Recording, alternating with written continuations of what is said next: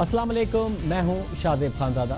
Programme का आगाज़ अफसोसनाक हादसे की खबर से जिसमें 47 जिंदगियां चली गई।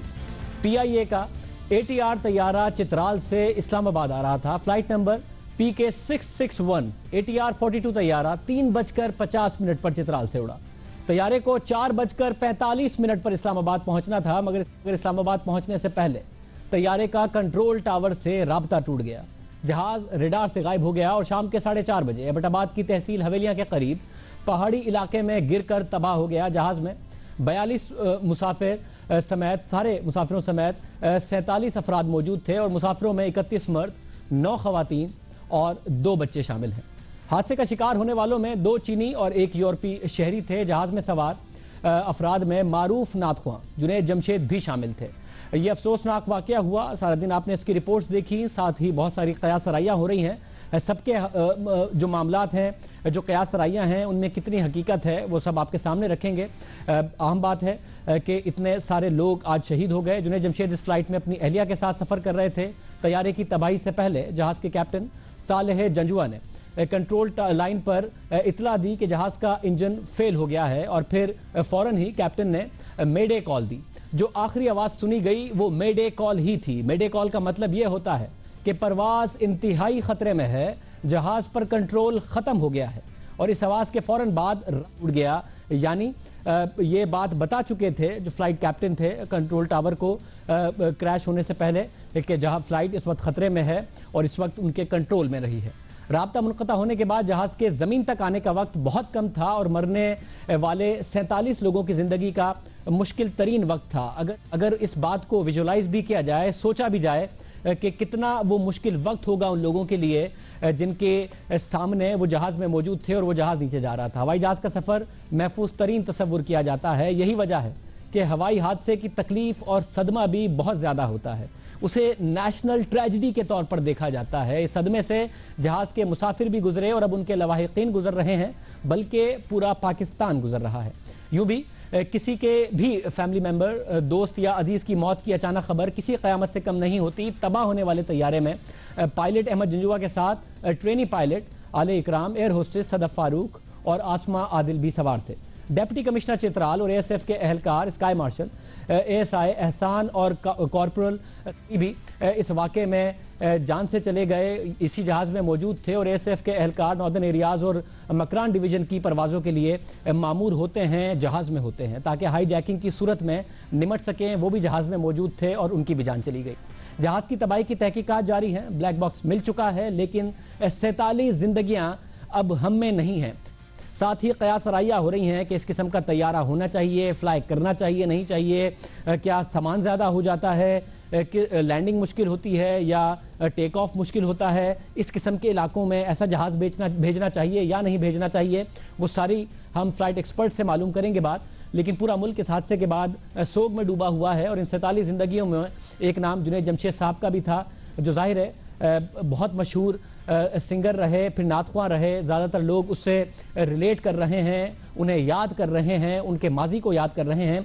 इस वक्त सूरत हाल क्या है? इस वक्त अहमद सुबहान साहब हमारे रिपोर्टर एबटाबाद में मौजूद हैं, अयूब कॉम्प्लेक्स में, जहां पर लाशें लाई जा रही हैं। क्या सूरत हाल है, उनसे जानते हैं। बहुत शुक्रिया अहमद सुबहान। इस वक्त क्या सूरत हाल है? क्या सारी बॉडीज रिकवर कर ली गई हैं?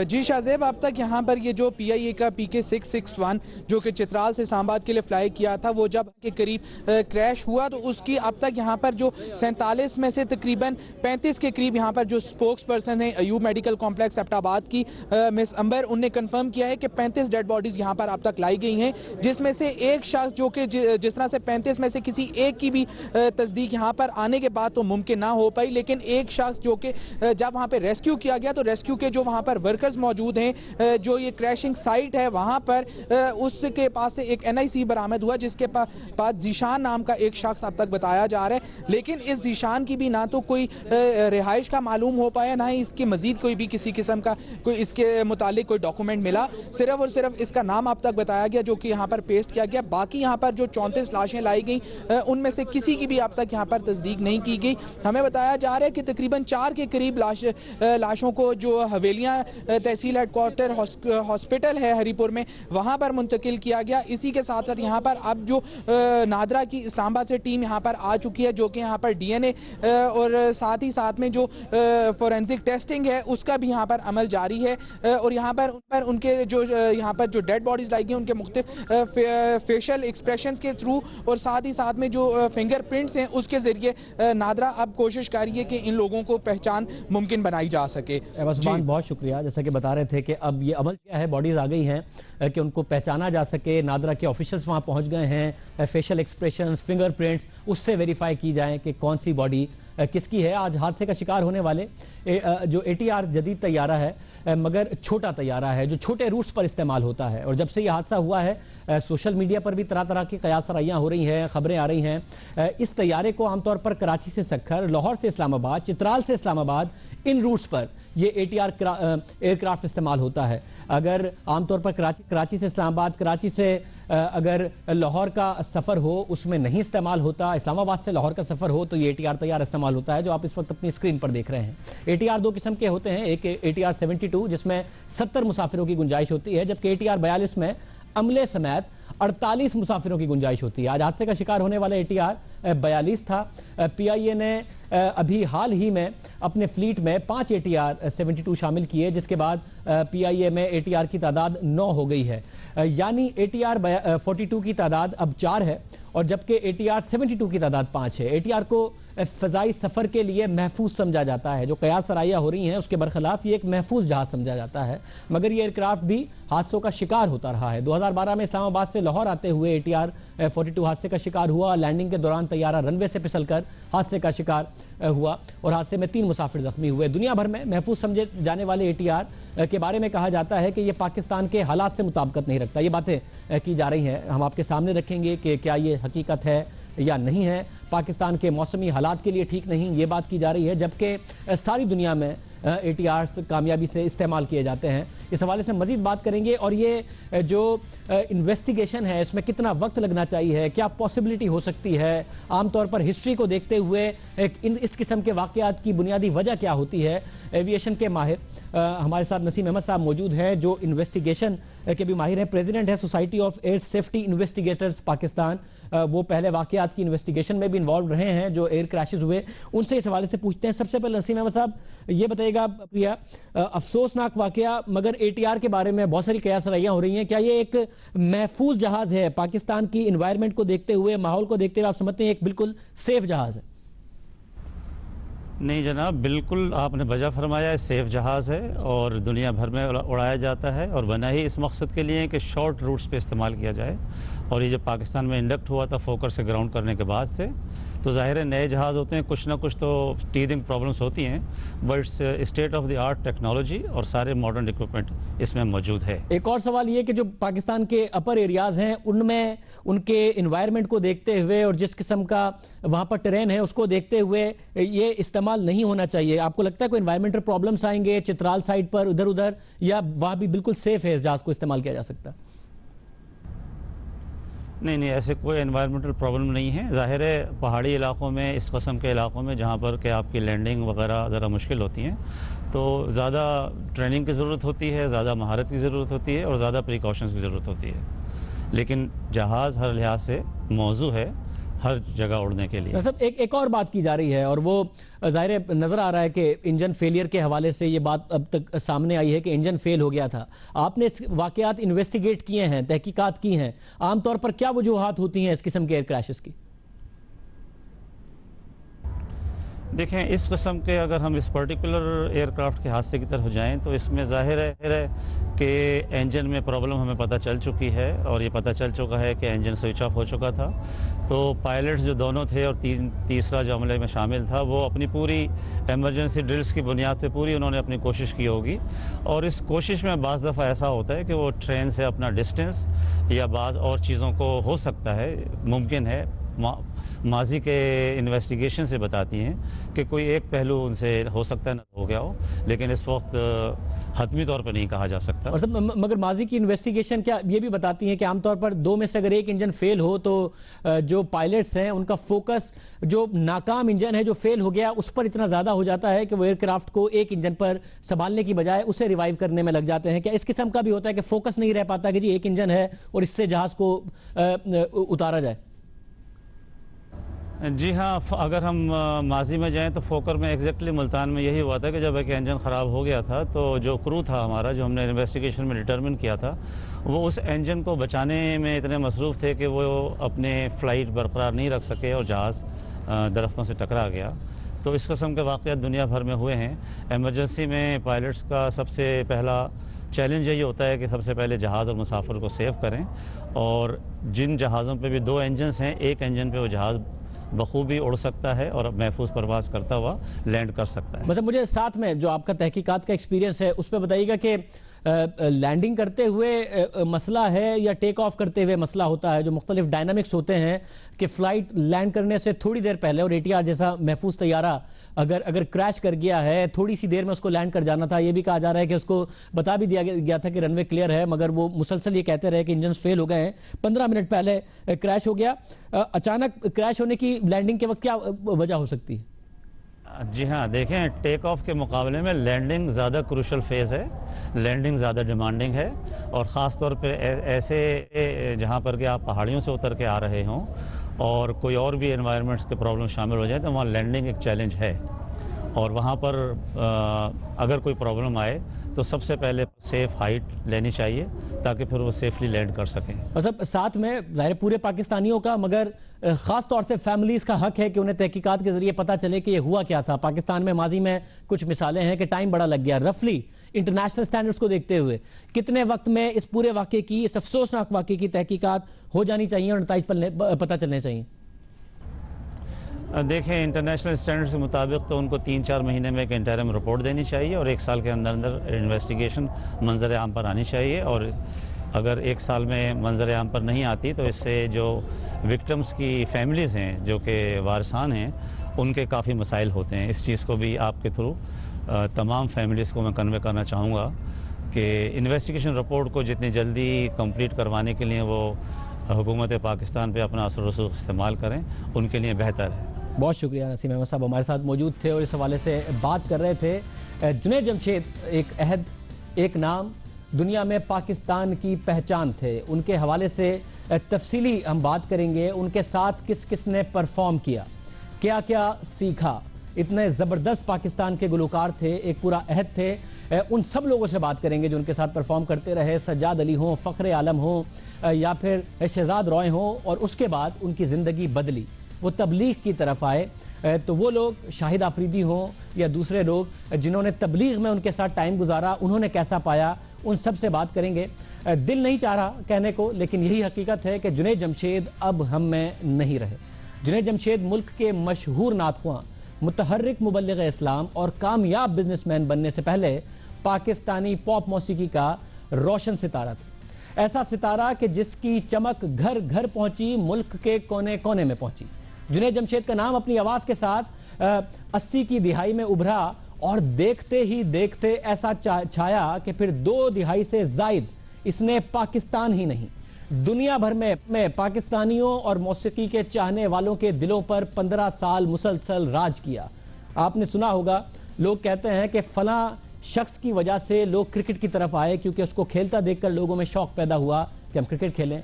फलां शख्स को देखकर लोग फुटबॉल खेलने लगे। आइकॉन होते हैं दुनिया में। पाकिस्तान का जो पॉप म्यूज़िक है उसमें आपको ऐसे बहुत सारे नाम मिलेंगे जो स्टार बने बाद में, और वो कहते हैं कि वो जुनैद जमशेद को देखकर मौसीकी की तरफ आए। मौसीकी की चकाचौंध दुनिया से इस्लाम की तबलीग तक का सफ़र, ये दोनों पहलू मुतज़ाद तो हैं, लेकिन ये दोनों पहलू ही जुनैद जमशेद की ज़िंदगी के 2 रुख हैं। कितने भी मुतज़ाद हों, मगर ये जुनैद जमशेद की ज़िंदगी के दोनों रुख हैं। शोहरत की बुलंदियों पर पहुंचकर अचानक मजहब की तरफ राग़िब हो जाना, नात ख्वानी और दीन की तबलीग। जुनैद जमशेद ने ज़िंदगी में दोनों इंतहाएँ देखी। जुनैद जमशेद 1987 में पाकिस्तानी मौसीकी की दुनिया में ताज़ा हवा का झोंका बनकर आए। ये वो वक्त था जब पाकिस्तान में सिनेमा इंडस्ट्री आखिरी सांसें ले रही थी। अवाम के पास सिर्फ सरकारी टीवी ही तफरीह का जरिया था, वो भी महदूद औकात कार में, इसी महदूद दौर में चला करता था। अगर जो उस वक्त पीटीवी का, जिनको ज़माना याद हो, 12 बजे के बाद टेलीविज़न आता नहीं था, उससे पहले लेट सुबह शुरू होता था। तो उस महदूद वक्त में अगर किसी ने अपना नाम बनाया तो उसमें वाइटल साइंस नामी म्यूजिकल बैंड सामने आया, जिसमें जुनैद जमशेद लीड सिंगर थे। और वाइटल साइंस बैंड ने पहला गाना चेहरा बनाया और उसके बाद तो ये सफ़र रुका ही नहीं।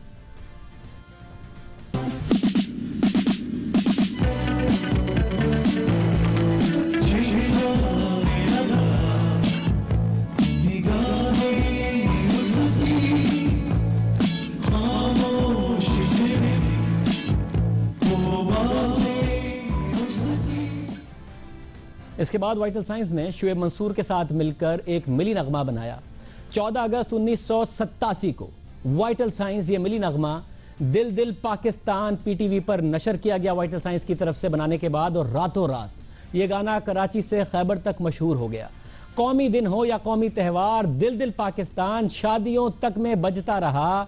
30 साल बाद भी आज तक इसकी शोहरत बरकरार है। आज भी जब बच्चों के स्कूल में कोई कौमी दिन मनाया जाता हो तो ये गाना आज भी बजता है।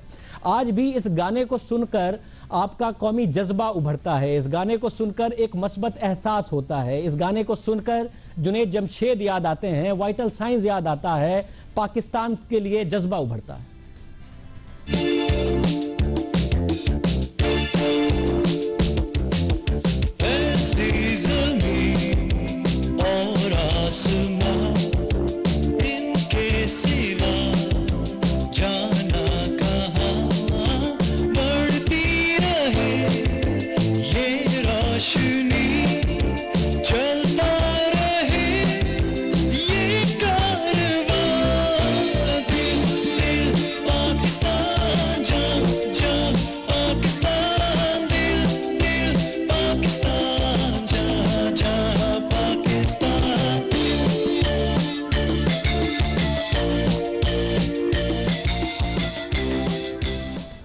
शायद ही कोई पाकिस्तानी हो जिसको इस वक्त भी ये गाना सुनकर एक कौमी जज्बा ना उभरता हो, जुनैद जमशेद का ये कंट्रीब्यूशन ना याद आता हो। वाइटल साइंस का ये गाना ही जुनैद जमशेद की वजह शोहरत बना और फिर जुनैद जमशेद ने मुड़कर नहीं देखा। वाइटल साइंस ने 4 एल्बम रिलीज किए और इनके गाए गाने लोगों की जिंदगी का हिस्सा बन गए, लोगों की त्योहारों का हिस्सा बन गए। ये लोगों की गाड़ियों में बजने वाले कैसेट्स हों, उनके घर में बजने वाले गाने हों, उसका मुकम्मल तौर पर हिस्सा बन गए। टेक्नोलॉजी इतनी थी नहीं, इस तरीके से इंटरनेट के जरिए गाने डाउनलोड होते नहीं थे। जितनी भी टेक्नोलॉजी थी उसमें वाइटल साइंस पाकिस्तान में और इस खित्ते में घर घर में पहुंचा। गोरे रंग का समा में कभी होगा ना पूरा, मैं गोरी कर तुझे किसका है, तेरा तो रंग गोरा है, तेरा तो रंग गोरा है। सावली सैलूनी सी में होगा तेरी चूड़ियां शर्ट करके, जाने कैसी आस तुम्हारी ये शाम नहीं आएगी, इस शाम को इस साथ को अमर कर ले। जदीद म्यूज़िक, जदीद गाने, जदीद मौसीकी, नए अंदाज से वीडियोस और सिंगर का वीडियोस में परफॉर्म करना, सब में वाइटल साइंस ज़बरदस्त तरीके से पाकिस्तानियों के दिल की धड़कन बना। फिर वाइटल साइंस तो तहलील हो गया और पाकिस्तान के 50वें जश्न आज़ादी पर वाइटल साइंस का आखिरी गाना तेरा करम मौला रिलीज़ हुआ, जो भी ज़बरदस्त हिट हुआ। एक ज़बरदस्त मिली नगमा जो भी आज सुना जाता है, गाया जाता है।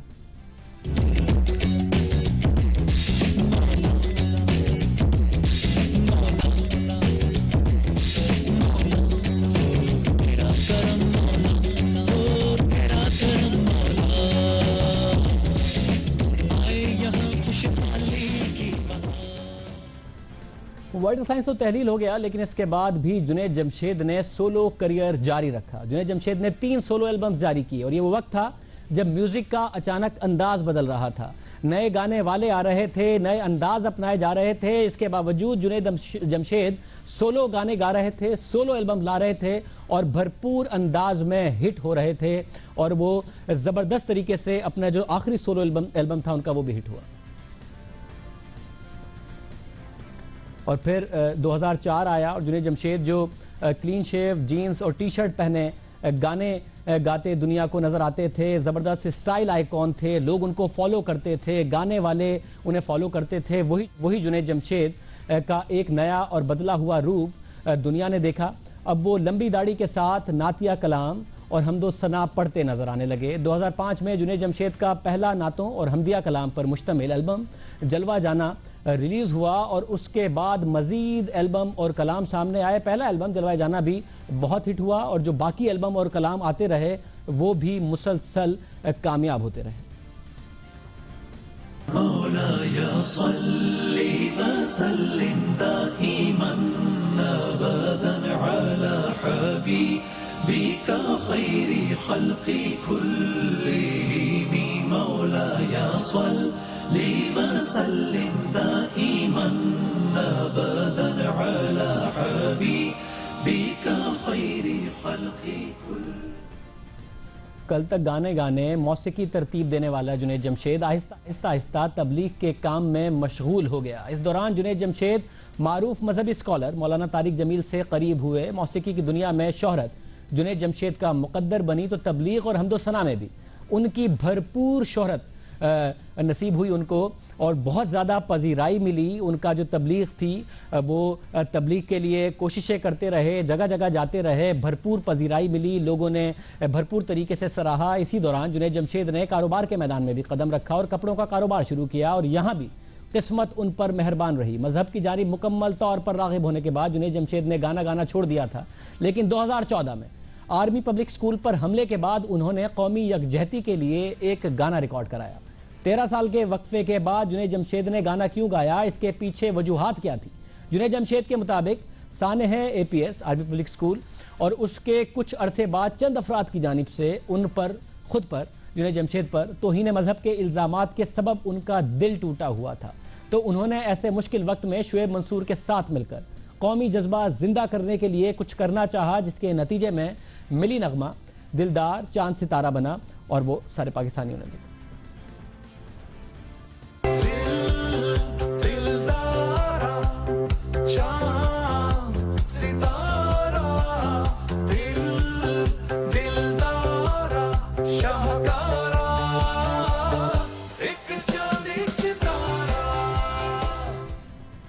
जुनैद जमशेद ने अपनी ज़िंदगी तबलीग के लिए वक्फ कर दी। आज अपनी ज़िंदगी की आखिरी फ़्लाइट से पहले भी जुनैद जमशेद एक तबलीगी दौरे पर चित्राल गए थे, मजहब फैलाने के लिए चित्राल गए थे, दीन का पैगाम फैलाने के लिए चित्राल गए थे, जहाँ से वापसी पर उनकी वापसी नहीं हुई। और हर फील्ड में इज़्ज़त और मकाम पाने वाला जुनैद जमशेद हमेशा के लिए ऐसे जहाँ चला गया जहाँ से कभी लौट कर कोई वापस नहीं आया। और हम बात करेंगे जुनैद जमशेद के उन साथियों के साथ, उन लोगों के साथ जो जुनैद जमशेद के साथी रहे, उनके करियर में उन्होंने कैसा पाया, फिर तबलीग में कैसा पाया।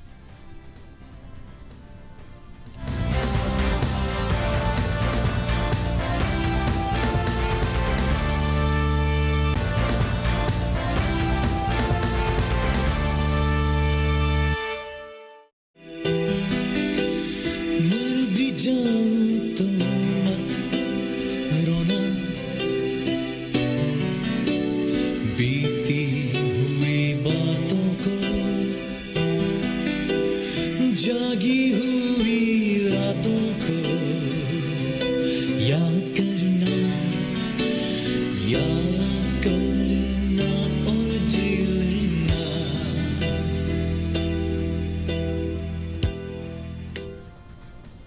यादों को याद करना और जी लेना, मर भी जाऊं तो ना रोना। जुनैद जमशेद नहीं रहे हम में, मगर एक पूरा दौर है जिससे सब रिलेट कर सकते हैं। हमारे साथ सजाद अली साहब मौजूद हैं, फ़ख्र आलम साहब मौजूद हैं, शहजाद रॉय मौजूद हैं, जिन्होंने जुनैद जमशेद के साथ परफॉर्म किया। वो स्टारडम देखा कि जब सब एक टूर पर होते थे तो जुनैद जमशेद खुद कितने बड़े स्टार थे वो इनसे पूछेंगे। और उसके बाद जब जुनैद जमशेद दीन की तरफ आए तो तबलीग पर साथ जाने वालों में शाहिद आफरीदी साथ होते थे। शाहिद आफरीदी से पूछेंगे कि उसमें उन्होंने बतौर इंसान, बतौर दीन फैलाने वाले, तबलीग करने वाले जुनैद जमशेद को कैसे पाया। सजाद अली साहब, बहुत शुक्रिया।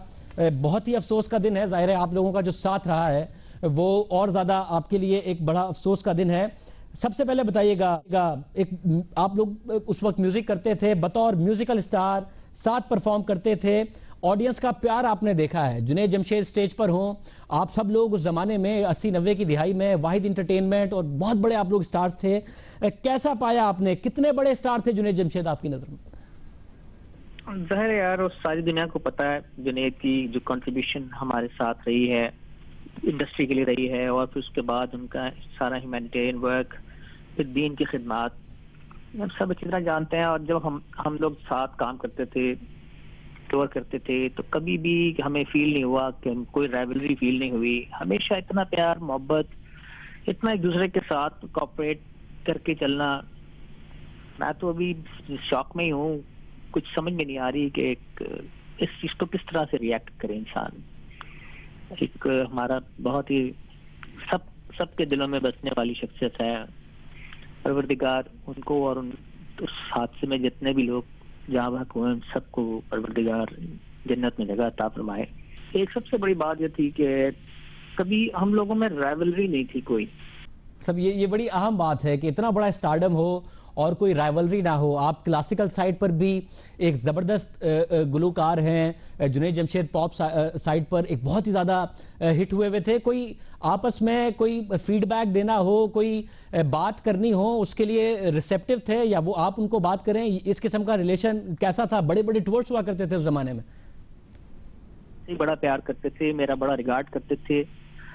जुनैद मेरी बात बड़ी गौर से सुनते थे। जब मैं मुझसे कोई टेक्निकल क्वेश्चन करते थे, कोई बात पूछते थे, तो बहुत गौर से, ध्यान से सुनते थे और कभी शर्म नहीं महसूस करते थे कोई बात पूछने से या कोई म्यूजिकली किसी किस्म की कोई इंफॉर्मेशन के हवाले से। और हमारी बड़ी डिस्कशन रहती थी टेक्निकल, लेकिन ये कि हमेशा कॉपरेशन, एक दूसरे के साथ प्यार, एक दूसरे के लिए ये सोचना कि कैसे बेहतर हो जाएगा और ऐसे कर सकते हैं, इसको ऐसे कर सकते हैं, एक दूसरे को मशवरे देना। और जाहिर है ये सब चीजें तो अब बहुत कम देखने में आती हैं। जो हम लोग चूंकि समझ लें एनालॉग दौर भी कह सकते हैं उसको, उसमें हम लोगों का करियर साथ शुरू हुआ, साथ ही समझे कि बहरहाल क्या कह सकते हैं। बिल्कुल एक एनालॉग ही दौर था। फ़ख्र आलम साहब से भी इस हवाले से जानते हैं, 60 टूर्स उन्होंने किए, बड़ा करीबी ताल्लुक जुनैद साहब के साथ और दोस्ती उनकी रही। उसके बाद ज़ाहिर एंट्री हुई थी। फ़ख्र आलम साहब, बहुत शुक्रिया। ज़ाहिर आप सब स्टार्स थे 80-90 की दिहाई में, ख़ास तौर पर जो आप लोगों का राइज था। मगर आपसे अगर मैं पूछूं कि जब सब जाते हैं ज़ाहिर परफॉर्म करने के लिए, एक बड़ा मेगा स्टार होता है। जुनैद जमशेद साहब एक मेगा स्टार थे 80 और 90 की दिहाई में।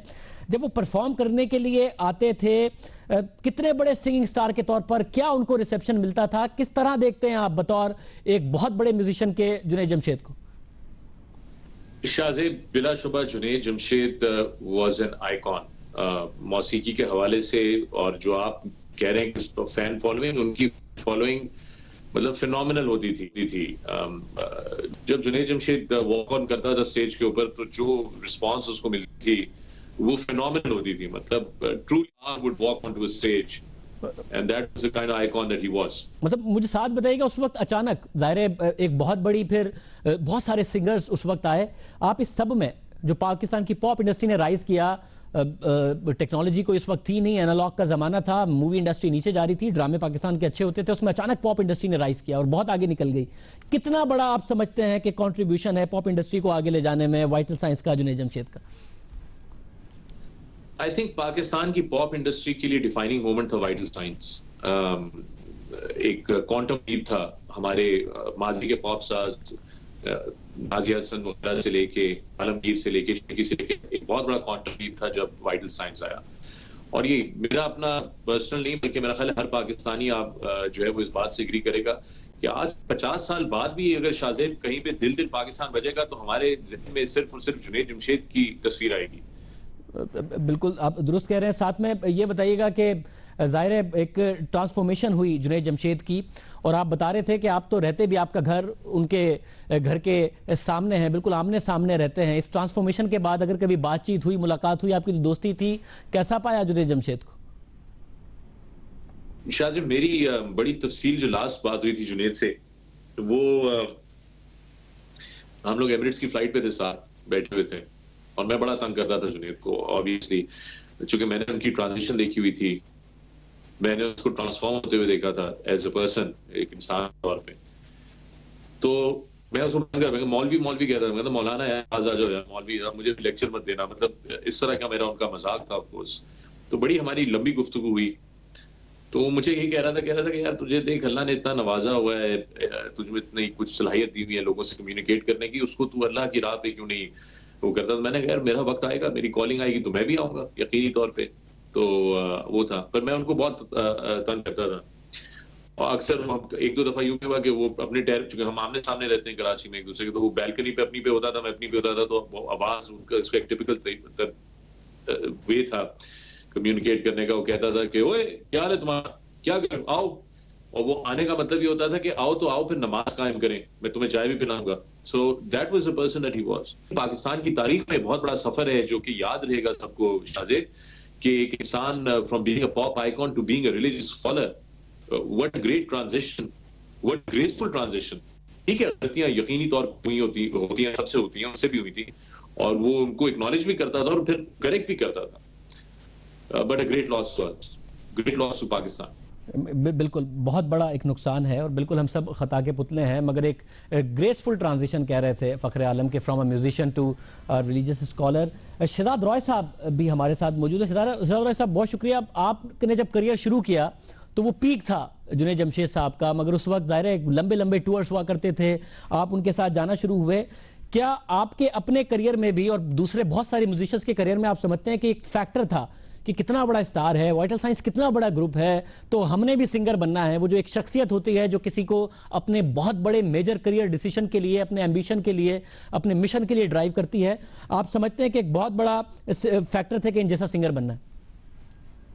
सबसे पहले तो हम सब स्पीचलेस हैं, और जितना दुख है और बिलीव नहीं कर रहे हैं इस बात को, और ख़ास तौर पे क्योंकि जुनैद से तो हमारा ताल्लुक़ था, बट वो तमाम फैमिलीज़ पर क्या गुजरी होगी जिनके घर वाले उस जहाज़ में थे, और ये बहुत ही अफसोसनाक हादसा है। बट क्योंकि जुनैद से हम सब का ताल्लुक़ था, हम सब ही फ़ैन रहे हैं। आई थिंक पाकिस्तान में कोई ऐसा शख्स नहीं होगा शायद उनका फ़ैन ना रहा हो। वो जुनून, ये दो बैंड्स थे जिनको देख कर ज़्यादा लोगों ने म्यूज़िक स्टार्ट किया, या उनका म्यूज़िक सुनते थे, या उनके फ़ैन थे, तो हम सब ही थे और उनके गाने गाते थे।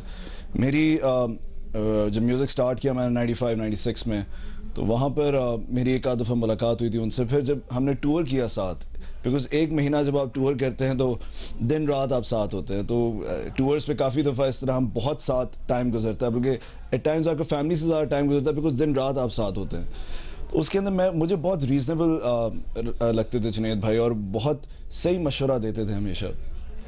और उसके बाद फिर बहुत दोस्ती हो गई, बहुत प्यार का ताल्लुक़ था। अभी रिसेंटली कोई 2-3 चीज़ें थी जिस पर हम इकट्ठे कुछ कर रहे थे, और मैं तो शौक में चला गया। और मुझे हमेशा वो कहते थे कि शहजाद, अगर मैं इतना अच्छा म्यूजिशियन ना होता ना, तो मैं इतनी अच्छी नात कंपोज नहीं कर सकता था। ये मुझे उनकी बात हमेशा याद रही है। अच्छा, ये अहम बात है कि एक ज़बरदस्त म्यूजिशियन थे, और फिर जो उनके नातिया कलाम हैं वो भी बहुत ही ज़बरदस्त, और वो लोगों ने सुने भी, सराहे भी, और सुने भी कि 80 की दिहाई, फिर 90 की दिहाई का एरा, ज़ाहिर नाज़िया हसन, ज़ुहैब हसन एक अलग एरा है। उसके बाद वाइटल साइंस ने इसको जो आके लेके गया, आप समझते हैं जो राइज है पॉप म्यूज़िक का, उसमें बहुत बड़ा किरदार आप समझते हैं वाइटल साइंस का, जुनैद जमशेद साहब का, जो म्यूज़िक परवान चढ़ा पाकिस्तान में? मैं बिल्कुल इसको ऐसे समझता हूँ कि 3 जनरेशन्स को आई थिंक उन्होंने, जिन्होंने उनका म्यूज़िक सुना, उनके फैंस रहे, और 2 जनरेशन तो डेफिनेटली। और बहुत सारे लोग, मैं समझता हूँ, जो हम कहते हैं कि गन कल्चर में चले गए, चोरियां चकारी शुरू कर दी, तो ये आर्ट फॉर्म एक ऐसी चीज़ होती है, आपके एस्थेटिक्स, आपकी ये आपको दूर लेके जाती है उनसे। आई थिंक उन्होंने तो एक पूरी यूथ को जो है ना म्यूज़िक के ऊपर लगाया है। मैं समझता हूँ बहुत बड़ी कंट्रीब्यूशन है। और आई थिंक पाकिस्तान के अगर आप कहेंगे पॉप म्यूज़िक के, तो नाज़िया ज़ुहैब के बाद आई थिंक जुनैद और जुनून जो था, अली अज़मत वो थे, सब जुनैद, क्योंकि वो हम सब उनके बहुत फ़ैन रहे। रोहित साहब एक और बात बताइएगा, ज़ाहिर जुनैद जमशेद साहब की अपनी ज़ाती ज़िंदगी में एक बड़ी ट्रांजिशन आई, ट्रांसफॉर्मेशन आई, और वो एक मज़हब की तरफ गए, नात ख्वां बने। उसके बाद में भी रिसेंटली देख रहा था, आप तो ज़ाहिर करते ही हैं, सोशल वर्क करते हैं कराची के लिए, मुख्तलिफ मामलात में आप बहुत ज़्यादा आवाज़ भी उठाते हैं, आपकी जो तंजीम है वो भी उठाती है, मगर जुनैद जमशेद साहब भी आगे आए, कराची के मामलात हल हों, हेलमेट्स हों, दूसरे हों, उसमें आप उनके साथ थे। जो हालिया कुछ तकारीब हुई, ये कुछ हालिया मामलात कैसे थे, कैसा पाया आपने इस पूरी ट्रांसफॉर्मेशन के बाद जब आपका रब्ता होता था? मेरा हमेशा जुनैद भाई से जब वो नात पढ़ना उन्होंने शुरू की, उस वक्त भी बहुत डिस्कशंस होती थी, बल्कि अभी मैं कहीं बता रहा था, मुझे वो सखर ले गए एक दिन। मेरी अम्मी को उन्होंने कहा कि मैं शहजाद को तबलीग पे ले जाऊंगा, तो मुझे सखर ले गए, पूरी रात हमने उधर गुजारी, मुझे वापस लेकर आए।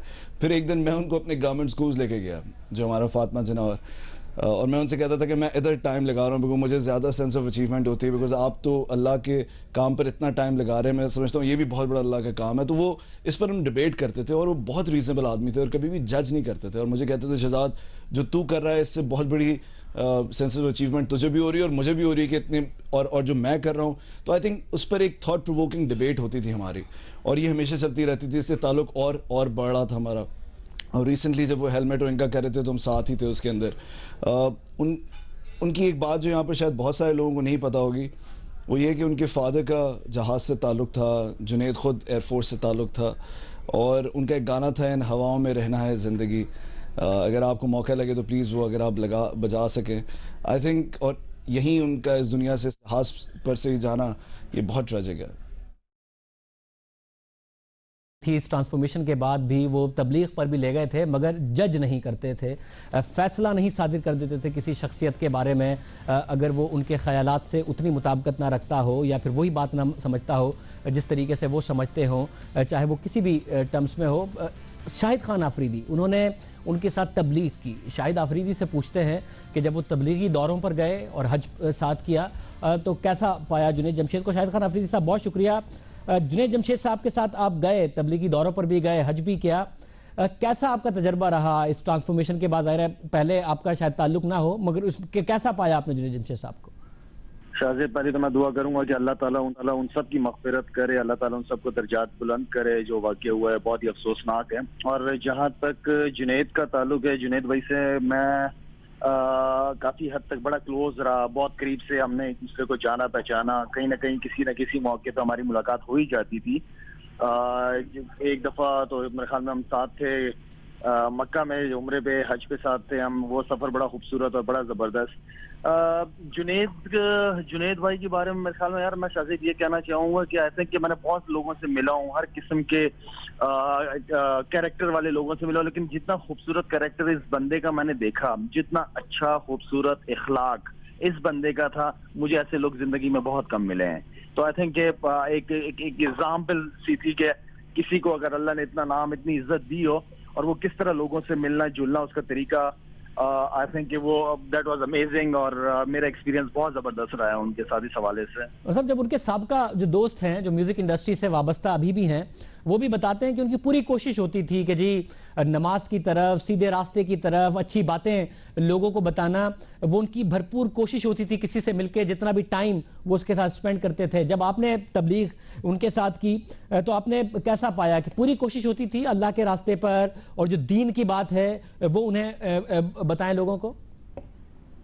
शाहज़ेब, वो जिस तरह की फील्ड में जुनैद भाई थे, और जिस तरीके से एक इतनी बड़ी फील्ड, इतना बड़ा नाम, और उस फील्ड में से निकल के सब कुछ छोड़ के अल्लाह के रास्ते में चलना, और अल्लाह के हुक्मों को सामने रख के हजूर की सुन्नतों को अपनी जिंदगी में लेके आना, ये बहुत बड़ी बात है, बहुत बड़ी कुर्बानी है कि अपनी वो चमक दमक वाली जिंदगी को छोड़ना, जिसके एक कॉन्ट्रैक्ट के, एक कॉन्सर्ट के पता नहीं कितने कितने पैसे मिलते थे, इस फील्ड में आके उसको बर्दाश्त करके अल्लाह पे ईमान यकीन पक्का करके जिंदगी गुजारना, ये बहुत बड़ी बात थी, बहुत बड़ी बात थी। तो आई थिंक वो एक बड़े रोल मॉडल थे यंगस्टर्स के लिए। काफी लोग उनकी बातों से, उनके अमाल से, उनके अखलाक से अल्लाह के रास्ते पे चलने लगे थे।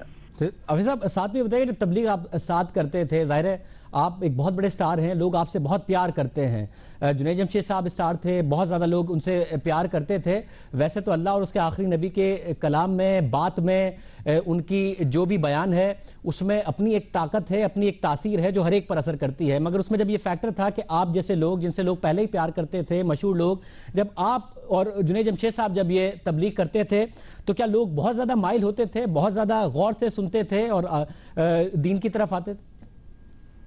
शाहजेब, मैं ये समझता हूँ कि कॉल और फेल में जो है ना वो बड़ा फर्क होता है। जब तक आपके अमाल नहीं हो तो आपकी बात में असर नहीं होता। मौलाना तारिक जमील साहब ले लें या जुनैद ले लें, इन्होंने, इनके अमाल थे तो ये जब किसी से बात करते थे तो वो बात उनके दिल पे जाके असर करती थी, तो बात को वो लोग सुनते या उन पे असर होता था कि जिनके अमाल होते थे। तो माशाल्लाह मैंने देखा काफी अरसे से अल्लाह के रास्ते में वक्त लगता रहा, इनके महीने, साल, पैदल जमात, इंग्लैंड, ये वो, तो अल्लाह ताला ने इनके अंदर एक ऐसी क्वालिटी पैदा कर दी थी कि लोग इनकी बात को सुन के असर लेते थे। बहुत शुक्रिया शाहिद आफरीदी साहब, सज्जाद अली साहब, शहजाद रॉय साहब, फ़ख्र आलम, आप सब ने अपने तासुरात दिए उस शख्स के बारे में जो पाकिस्तान की तारीख में एक अहद है जिसको भुलाया नहीं जा सकता, जिसका बहुत बड़ा कंट्रीब्यूशन है। प्रोग्राम में एक ब्रेक शामिल करते हैं। कुछ देर में चेयरमैन PIA मीडिया को ब्रीफ करेंगे आज के वाक़े के हवाले से, अफसोसनाक वाक़े के हवाले से, वो भी आपको दिखाएंगे एक ब्रेक के बाद।